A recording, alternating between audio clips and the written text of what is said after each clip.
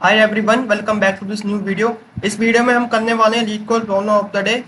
Question 3068, find the maximum sum of nodes values.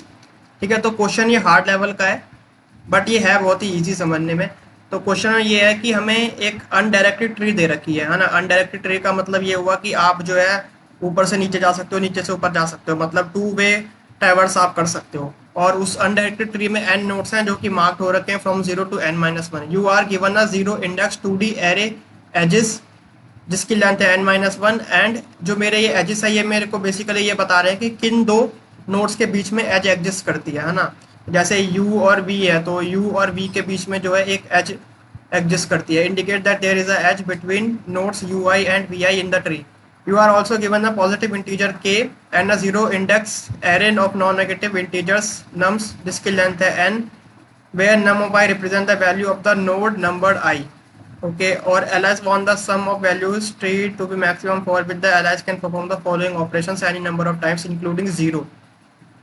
तो कौन से ऑपरेशन वो परफॉर्म कर सकता है कि वो कोई भी एक एज को चुनेगा, ठीक है, जो कि यू और वी को कनेक्ट कर रहे होंगे एंड अपडेट कर देगा उनकी वैल्यू को। तो उनकी जो पहले वाली वैल्यूज रही होंगी उनको वो एक्सॉर करके अपडेट कर देगा। और मेरे को रिटर्न क्या करना है, रिटर्न करना था maximum possible sum of values Alice can achieve by performing the operations any number of times. तो जैसे ये वाला एग्जांपल मेरे को दे रखा है, ठीक है, इसको मैं यहाँ से करता हूँ कट एंड इधर कर देता हूँ। तो देखो यहाँ पर बेसिकली क्या है कि ये मेरे को दे रखी है नोट्स, है ना।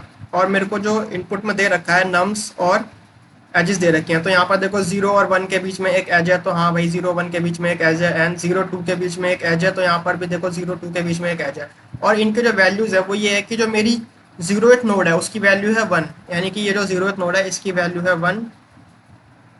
सिमिलरली जो मेरी फर्स्ट नोड है उसकी वैल्यू है टू, तो ये मेरी फर्स्ट नोड है, इसकी वैल्यू हो गई टू। एंड जो मेरी थर्ड रो है, मतलब जो मेरी सेकंड एज है, सेकंड नोड जो है उसकी वैल्यू है वन, तो ये मेरी सेकंड एज है एंड सेकंड नोड है, सॉरी, एंड इसकी वैल्यू है वन। अब अलाइस के पावर है कि वो जो है इनमें एक्सॉर ऑपरेशन करके इनकी वैल्यू को अपडेट कर सकता है और मेरे को रिटर्न करना है मैक्सिमम पॉसिबल सम। तो अगर मैं अभी देखूं करेंटली, करंट सिनेरियो में जो मेरा इसका सम आएगा वो क्या आएगा कि मैं इन तीनों को ऐड कर दूं तो हो जाएगा टू वन एंड वन, तो ये हो जाएगा फोर। ठीक है, तो अभी करंट सम जो है वो आ रहा है फोर। अब मुझे ये चेक करना है कि अगर मैं इनकी वैल्यूज को अपडेट कर दूं यूजिंग एक्सॉर ऑपरेशन, तो क्या इन सब सम जो है आ रहा है मेरा, इसमें क्या कोई चेंज आ रहा है, तो वो देखते हैं। ठीक है, तो देखो मैंने क्या करा, बेसिकली मेरे को जो अपडेट करना है ना वो मेरे को एक एच के बीच में करना है। देखो चूज एनी एच, मतलब ऐसा नहीं है कि भाई जैसे मेरे को ये दे रखा है वन टू वन ऐसे दे रखा है मेरे को, ठीक है।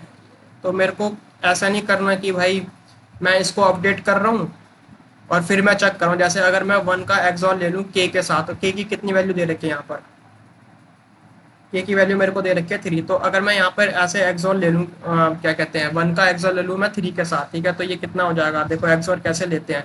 ये हो जाएगा मेरा जीरो वन जो कि होता है वन, और थ्री हो जाएगा मेरा वन वन, तो ये कितना हो जाएगा, ये हो जाएगा मेरा वन एंड जीरो, तो ये वैल्यू आ रही है टू। यानी कि इसको मैं अपडेट करके इसकी जगह पर क्या लिख सकता हूँ, टू लिख सकता हूँ। तो यहाँ पर जैसे मैंने जैसे लिख दिया टू, तो अभी देखो अगर मैं अभी इनका सम लूँ तो ये हो जाएगा टू और two four plus one five. But मुझे ऐसे नहीं करना, मेरे को एक एज चूज करनी है। जैसे मैं अगर अभी ये वाली एज चूज करता हूँ तो इस एज में जो भी मेरे नोट्स कनेक्टेड हैं, जैसे यहाँ पर टू कनेक्टेड है और वन कनेक्टेड है, तो इन दोनों की ही वैल्यूज को अपडेट करना है। तो किसी एक सिंगल वैल्यू को आप अपडेट नहीं कर सकते। तो जैसे मैं ये वाली एज चूज कर रहा हूँ, तो इसमें मैंने वन की वैल्यू को अपडेट कर दिया, तो ये आ गया मेरा टू। ठीक है, यानी कि इसका अगर मैं एक्सॉर ले लूँ के साथ, तो ये आ रही है वैल्यू टू। सिमिलरली अगर मैं टू का एक्सॉर ले लूँ इसके साथ के साथ, ठीक है, तो टू होता है मेरा वन जीरो एंड थ्री होता है मेरा वन वन। तो ये कितना आ जाएगा, ये आ जाएगा मेरा जीरो और ये आ जाएगा मेरा वन, यानी कि ये तो आ रहा है मेरा वन। ठीक है, तो अब इसको मैं अगर अपडेट करके यहाँ पर वन कर दूँ, ठीक है, और अब अगर मैं इनका सम चूज करूँ तो ये कितना आ रहा है, टू एंड टू फोर, और सॉरी ये हो जाएगा मेरा थ्री एंड एक फोर। तो भाई पहले भी फोर आ रहा था, अभी भी फोर ही आ रहा है, तो मतलब ये फाइव फायदा क्या हुआ फिर मेरा एक्सोर करने का, है ना। तो इसके लिए मैं बेसिकली क्या कर सकता हूँ कि जैसे मैंने इस टू को चूज करके इसका एक्सोर लिया तो उसकी वैल्यू आ रही थी वन, ठीक है। और ये जो वन आ रही थी ये तो भाई छोटी वैल्यू हो गई ना इसकी पहले वाली वैल्यू से। तो अगर मैं अपनी वैल्यूज को छोटा कर रहा हूँ तो मेरा तो सम भी छोटा ही हो रहा है ना। तो बट मेरे को तो करना है बड़ा, तो आप ऐसी वैल्यूज को लोगे ना कि जिनका एक्सोर करने पर जो है सम बड़ा आए, क्योंकि आपको बड़ी वैल्यूज चाहिए। तो मैं इस वाली एज को चूज नहीं करूंगा, क्योंकि भाई इस वाली एज को चूज करने के बाद है ना इसका सम जो है वो छोटा आ रहा है, यहाँ पर देखोगे आप तो मैं क्या करता हूँ, इस वाली एज को चूज करके देखता हूँ। तो मैं इसको एक बार फिर से ड्रॉ करके बताता हूँ, ठीक है। यहाँ पर शायद आपको ऊपर समझ में नहीं आया होगा। तो ये था मेरा 1, ये था मेरा 2 और ये था मेरा 1, ठीक है। तो मैंने क्या बताया था कि अभी करंट सिनेरियो में इसका सम जो आ रहा था वो आ रहा था 4, है ना। 2 + 1 + 1 4 आ रहा था। अब मैं कोई भी एक एज चूज कर सकता हूँ और उनके वैल्यूज को अपडेट कर सकता हूँ। तो पहले मैंने ये वाली चूज करी थी, ये 1 और 2 के बीच में, जिसे मैं रेड कलर से दिखा रहा हूँ ये। तो इसको चूज करने के बाद में कोई फायदा हुआ नहीं, क्योंकि पहले मतलब जो मेरा पहले जो 4 आ रहा था उसमें कोई चेंज तो आया नहीं। यहाँ पर देखो, जब मैंने ये चूज करा था कोई चेंज आया नहीं। फिर मैं क्या बोला कि भाई इस वाली को चूज करके देखो जरा। तो इस वाली को जब मैंने चूज करा तो मेरे को इनकी वैल्यूज को अपडेट कर सकता हूँ मैं। तो इसका मैं अगर एक्सो लेके से अपडेट करूँ तो ये हो जाएगी 2, और इसको अपडेट करूंगा तो ये हो जाएगा 2। अब देखो इसका सम कितना आएगा, अब इसका सम आएगा 2 + 2 + 2। तो ये तो मेरा 6 आ रहा है। तो 6 क्या मेरा बड़ा आ रहा है, एक मिनट रुक जाओ, इसको आएगा यहाँ पर 2। तो ये जो मेरा सम आ रहा है ये आ रहा है 6। अब 6 जो है is greater than the previous value जो कि 4 आ रही थी, ठीक है। यहाँ पर देखो मेरा जो आंसर है वो भी 6 ही आ गया। और आप एक चीज नोटिस करोगे कि जो मेरी मैक्सिमम वैल्यू है ना वो 6 ही होगी, ठीक है। 6 से ज़्यादा और बड़ी वैल्यूज को आप अपडेट नहीं कर सकते, क्योंकि पहले मैंने इस एज को चूज करके देखा तो भाई जो वैल्यू आ रही थी वो तो छोटी आ रही थी या 4 के इक्वल ही आ रही थी। फिर मैंने इस एज को चूज करके देखा तो 6 आ गए। तो 6 से ज़्यादा वैल्यू अब और आप एक्सपेक्ट नहीं कर सकते। तो इसका जो आंसर आएगा फाइनल वो आएगा 6, ठीक है। तो मेरे को बेसिकली ऐसे इसको करना है सॉल्व। तो अब इसकी अप्रोच क्या हो सकती है, तो देखो इसकी अप्रोच क्या हो सकती है कि जैसे मैंने यहाँ पर मेरा 1 2 1 था, ठीक है, ऐसे था मेरा ये 1 2 1। तो जैसे मैंने अभी पहले भी बताया कि आप एक सिंगल नोड को चूज नहीं कर सकते, आपको पेयर में चूज करना पड़ेगा, है ना। तो मैं क्या क्या ऑप्शन है मेरे पास कि या तो मैं इस 1 और 2 को चूज करूँ, एक ऑप्शन है कि मैं ऐसे चूज करूँ, और एक ऑप्शन है कि मैं इन दोनों 1 को चूज करूँ, ठीक है। वो कैसे, इन दोनों 1 को कैसे चूज कर सकता हूँ कि जैसे यहाँ पे देखो ये था मेरा 1, ठीक है, एंड देन 0 पे 1 था, ठीक है। ये था मेरा 1 और ये था मेरा 2।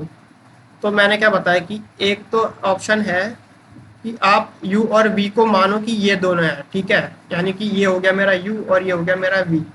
दूसरा ऑप्शन क्या है कि ये मेरा u हो सकता है, ये मेरा v हो सकता है, और एक फाइनल ऑप्शन भी है इसमें, पता क्या, कि u मेरा ये हो सकता है और v मेरा ये हो सकता है। क्यों, क्योंकि 2 और 1 के बीच में भी तो एक एज है ना, क्योंकि ये एक अनडायरेक्टेड ट्री है। तो मतलब क्या है कि मैं इस 1 के थ्रू इस 1 पे जा सकता हूँ। तो यानी कि मैं इसको u मान सकता हूँ, इसको v मान सकता हूँ, ठीक है। तो इसको ऐसे भी कर सकते हैं। अब यहाँ पर जो है अप्रोच जो कि मैं बता रहा था वो ये हो सकती है कि देखो आप ना एक यहाँ पे वेरिएबल बना लो काउंट का, ठीक है। काउंट का क्यों मैं वेरिएबल बना रहा हूँ, काउंट का मैं बेसिकली इसलिए वेरिएबल बना रहा हूँ कि काउंट ना मुझे ये बताएगा कि जो आप एज चूज कर रहे हो ना, तो एज आपको चूज करने में जो आप ऑपरेशन परफॉर्म कर रहे हो वो इवन नंबर ऑफ टाइम्स करो या ऑड नंबर ऑफ टाइम्स कर रहे हो। जैसे अभी मैंने बताया आपको कि मैं 1 2 1 में से अगर एक सिंगल वैल्यू इस 1 को चूज करता हूँ, ठीक है, और किसी को नहीं कर रहा चूज, तो मैंने क्या करा, एक बार चूज करा। तो ये जो एक बार मैं चूज कर रहा हूँ ये है मेरी एक ऑड वैल्यू, बट मेरे को ऑड वैल्यू तो चूज करनी नहीं है ना, मेरे को चूज करनी है इवन वैल्यू। यानी कि एक बार जैसे मैं इसको चूज करूँ फिर एक बार इसको चूज करूँ, क्योंकि मेरे को पेयर में चूज करना है, तो मैं एक सिंगल वैल्यू को चूज नहीं कर सकता। तो काउंट मेरे को ये बता रहा है कि मैंने जो अपने ऑपरेशंस करे हैं वो इवन नंबर ऑफ टाइम्स करे हैं या ऑड नंबर ऑफ टाइम्स करे हैं, ठीक है। और on the basis of this count value मैं अपनी आगे की वैल्यूज को अपडेट करूंगा, ठीक है। और वो मैं कैसे करूंगा वो मैं अभी बताता हूँ। तो जैसे मैं यहाँ पर एक और एग्जांपल ले लूँ कि लेट से ये मेरा है 1, ये मेरा हो गया 3 और ये मेरा हो गया 2, ठीक है।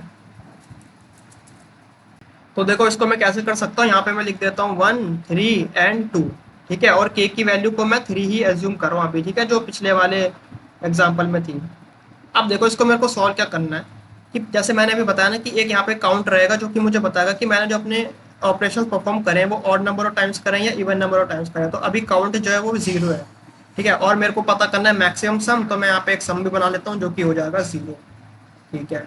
अब इसको करते हैं एक एक करके परफॉर्म। तो मेरे को बेसिकली कैसे करना है इसको कि सबसे पहले मैं गया इस 1 पर, ठीक है, और इस 1 का मैंने एक्सो ले लिया इस 3 के साथ। तो मैंने जैसे बताया कि भाई 1 मैं लिख सकता हूँ 0 1 एंड 3 मैं लिख सकता हूँ 1 1, तो इसका एक्सोर अगर मैं करूँ तो ये हो जाएगा 0 एंड ये हो जाएगा मेरा 1। तो या तो आ रहा मेरा 2, यानी कि 1 एक्सोर 3 होता है मेरा 2।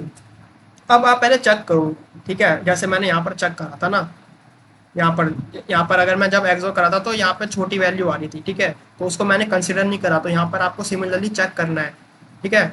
तो चेक कैसे करना है कि भाई जो आपकी वैल्यू एक्सोर करने के बाद आ रही है वो आ रही है मेरी 2। तो यार 2 तो मेरी बड़ी वैल्यू है इसकी पहले वाली वैल्यू से, तो इसका मतलब इस वैल्यू को, इस 2 वाली वैल्यू को मैं कंसिडर कर सकता हूँ।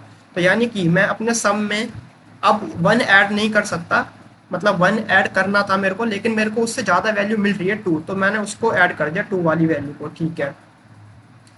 ठीक है, और काउंट जो कि मैंने बताया था कि भाई कितने नंबर ऑफ टाइम्स आप ऑपरेशन परफॉर्म कर रहे हो, तो अभी मैंने एक बार तो कर लिया, तो काउंट हो जाएगा मेरा 1। इस काउंट की जो सिग्निफिकेंस है वो आपको अभी पता चल जाएगी। बट अभी देखो, फिर मैं गया आगे 3 पर, उसके बाद मैंने एक्सोर करा, तो मैंने करा भाई 3 एक्सोर 3। अब 3 एक्सोर 3 कितना होता है, 0 होता है, क्योंकि दोनों सेम वैल्यू है तो 0। अब देखो यहाँ पर भाई 3 का एक्सोर करने के बाद जो है 3 से वो आ गया 0। अब ये जो 0 आया है ना, ये छोटी वैल्यू है 3 से, ठीक है। बट मेरे को तो भाई वैल्यूज को बड़ा ही चाहिए थी। मैं तो ये सोच रहा था कि यार एक्सोर करने के बाद वैल्यू बड़ी आएगी तो उसको मैं सब में ऐड कर दूंगा, बट यहाँ पर एक्सोर करने के बाद तो वैल्यू छोटी आ रही है। तो क्या मैं इस 0 को इस सम में ऐड करूंगा या इस पुरानी वाली वैल्यू को ऐड करूंगा? तो मैं इस पुरानी वाली वैल्यू को ऐड करूंगा अपने सम में, ठीक है, क्योंकि मेरे को सम बढ़ाना है। तो यानी कि अगर मैं 1 और 3 के बीच में एच चूज करता ना, तो क्या होता कि मेरी जो वैल्यू है ना वो ओवरऑल रेड्यूस हो जाती। तो मैंने क्या करा कि यहाँ पर इसको चूज ना करके इसकी जो पहले वाली वैल्यू थी 3, उसी को मैंने चूज कर लिया यहाँ पर। और मेरे जो, ठीक है, और यहाँ पे मैं काउंट को बढ़ा नहीं रहा हूँ। क्यों नहीं बढ़ा रहा? क्योंकि मैंने इसको मतलब इसकी अपडेटिव वैल्यू को चूज नहीं करा, ठीक है। उसके बाद 2 का एक्सोर करूँ अगर मैं 3 के साथ, तो यहाँ पर किसकी वैल्यू आएगी 1, ठीक है। क्या 1 2 से छोटी है या बड़ी है? 1 जो है 2 से छोटी वैल्यू है, तो भाई इस केस में भी जो है अगर मैं यहाँ पर 1 को चूज करूंगा तो आंसर जो है मेरा छोटा आएगा, मुझे यहाँ पर 2 को चूज करना पड़ेगा, ठीक है। तो ये हो जाएगा 5 6 7, यानी कि इस केस में जो मेरा सम आ रहा है ना वो आ रहा है मेरा 7, ठीक है। और काउंट इज इक्वल टू 1 मुझे बस ये बता रहा है कि भाई आपने एक बार एक्सोर का ऑपरेशन परफॉर्म कर कर उसकी वैल्यू को इस सम में डाल दिया होगा, ठीक है। अब देखो काउंट जो है मेरा 1 आ रहा है, तो क्या ये अच्छी बात है या गलत बात है?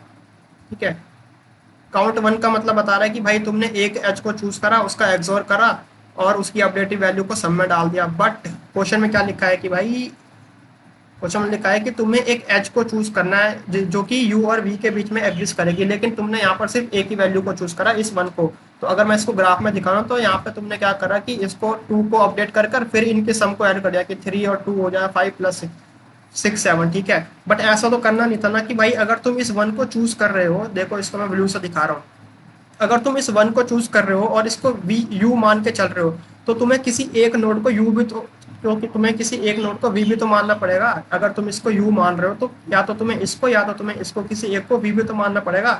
तुम एक सिंगल वैल्यू को अपडेट नहीं कर सकते, ये मैंने ऊपर भी बताया था, ठीक है। तो या तो तुम्हें इसमें से किसी एक को चूज करना पड़ेगा या इसमें से एक को चूज करना पड़ेगा, है ना। तो अब यहाँ पे सवाल है कि भाई किसको चूज करें, ठीक है। तो देखो अगर मैं इस केस में इस वाली को चूज करता, ठीक है, तो इस वाली को चूज करने पर ये वैल्यू अपडेट होकर 0 हो जा रही थी, है ना। यहाँ पे देखो 0 हो रही थी ना, ये देखो यहाँ पर 0 हो रही थी, ठीक है। तो अगर ये इस वैल्यू को चूज करके 0 हो जाता तो उस केस में इधर मेरे को 3 ऐड ना करके 0 ऐड करना पड़ता। तो इस केस में जो सम की वैल्यू आती ना वो 7 ना आकर 4 आ जाती, 2 इसका एंड 2 इसका, ठीक है। तो उस केस में आ जाती 4। और अगर मैं इसको चूज करता तो इस केस में कितनी आती? इस केस में देखो 1 हो जा रहा था इधर, तो इस केस में पता कितनी आती है? 3 + 2 + 1, यानी कि 5, 3 + 2 + 1 यानी कि 5 और एक 6 आ जाती। तो अब आप खुद ही सोचो और बताओ कि भाई आप किस एच को चूज करोगे। तो आप इस वाली एच को चूज करोगे ना जिसमें कम लॉस हो रहा है, मेरा बेसिकली वैल्यूज का कम लॉस हो रहा है, तो वो हो रहा है बिटवीन 1 एंड 2 जो मेरी एज है, ठीक है। तो अब आपने क्या करा फाइनली कि आपने, क्योंकि काउंट मेरा 1 आ रहा था जो कि मुझे बता रहा था कि भाई तुमने odd number of times operation करने, बट मेरे को चूज करने हैं इवन नंबर ऑफ टाइम्स, मेरे को चूज करने हैं 2 नोड्स, ठीक है। तो मैंने इसको चूज ना करके इस वाली नोड को कर लिया चूज, और जो मेरा ओवरऑल आंसर आएगा वो आ जाएगा मेरा 6, जो कि हो जाएगा बेसिकली 3 + 2 + 1, ठीक है। तो ये यहाँ पर मैंने 2 वैल्यूज को अपडेट करा है, एक तो ये वाली वैल्यू को और एक ये वाली वैल्यू को। तो ये हो गया होगा मेरा 1 एंड ये हो गया होगा मेरा 2, ठीक है। तो एक बार इसको कोड करके देखते हैं, आपको ज़्यादा समझ में आ जाएगा। अब यहाँ पर देखो कि जो मेरा ये है आंसर जो मुझे रिटर्न करना है, ये लॉन्ग लॉन्ग में करना है, ठीक है। तो मैं लॉन्ग लॉन्ग बना देता हूँ, जैसे मैंने वहाँ पर वेरिएबल्स कौन कौन से बनाते हैं। पहले तो भाई सम जो कि इनिशियली 0 होगा, ठीक है। एक यहाँ पर मैं बना लेता हूँ अपना काउंट, तो काउंट तो मेरे को लॉन्ग लॉन्ग में बनाने की ज़रूरत है नहीं, तो काउंट मैं 0 ही बना देता हूँ, ठीक है।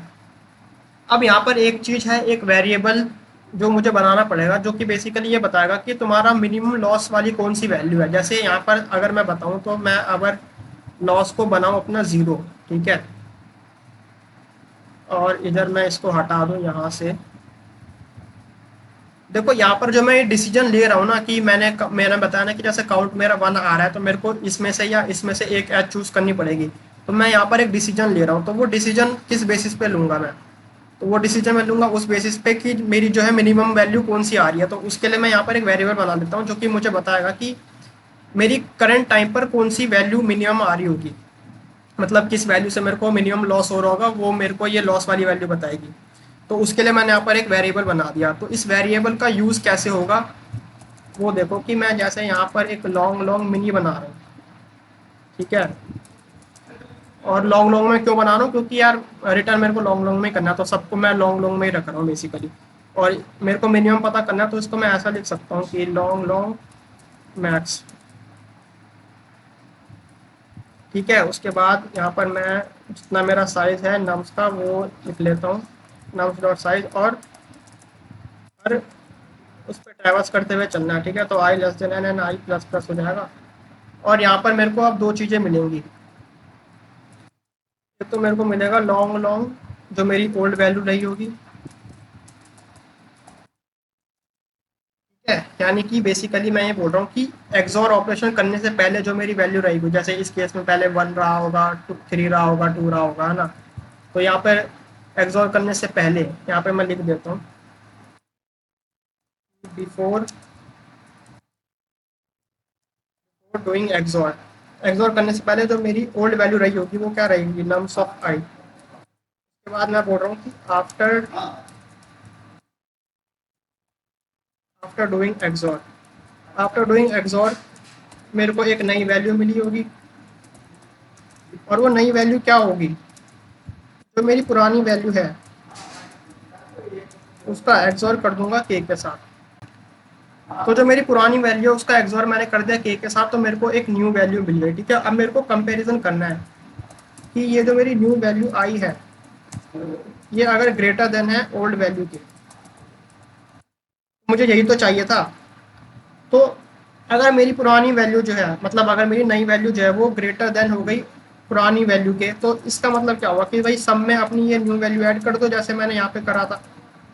जैसे यहाँ पे कर रहा था ना मैं कि भाई 1 से अपडेट होकर 2 मिला था, तो 2 में देखो मैंने ये ऐड कर दिया था, ठीक है। और अगर मैं ऐड करा था तो यहाँ पर उसके बाद मैंने काउंट को भी प्लस करा था, ठीक है। तो यहाँ पर वही कर दो कि भाई काउंट को जो है प्लस प्लस कर दो आप। और एल्स वाला केस क्या था, एल्स वाले केस में मैं काउंट को तो प्लस करूंगा नहीं, सिंपली जो पहले वाली वैल्यू थी उसी को ऐड करूंगा, यानी कि जो मेरी पुरानी वैल्यू रही होगी ऑड वाली वैल्यू, ठीक है।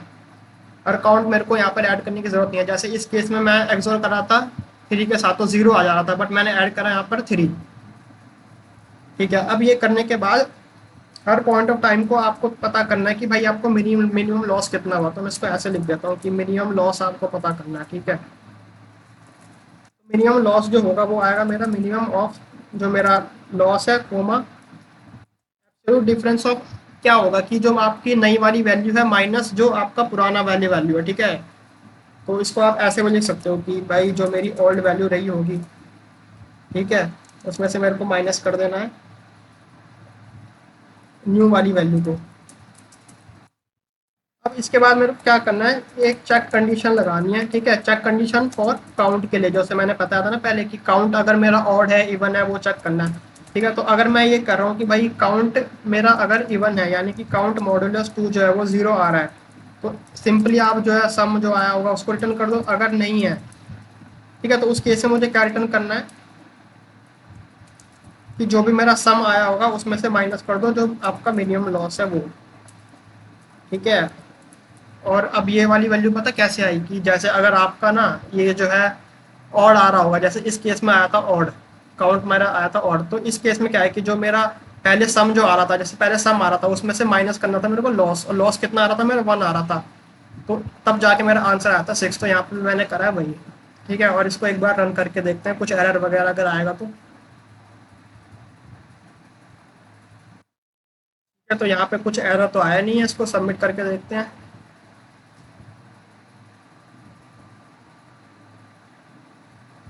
बहुत बढ़िया, सबमिट भी हो गया है, एक्सेप्टेड। ठीक है, इसके जो टाइम कॉम्प्लेक्सिटी आएगी वो देखो, आप बस एक ही लूप का यूज कर रहे हो यहाँ पर। ठीक है, यानी कि आप हर एक नोड को ट्रेवर्स कर रहे हो बस एक ही बार, 0 से लेके n तक जा रहे हो, तो ओ ऑफ n इसकी आ गई time complexity, O of n। और स्पेस कितनी आएगी, स्पेस कुछ भी यूज नहीं कर रहे हो तो वो आ जाएगा ओ ऑफ 1। तो आज की इस वीडियो में बस इतना ही। वीडियो अच्छी लगी तो वीडियो को लाइक कर देना एंड चैनल को सब्सक्राइब भी कर देना। Thank you.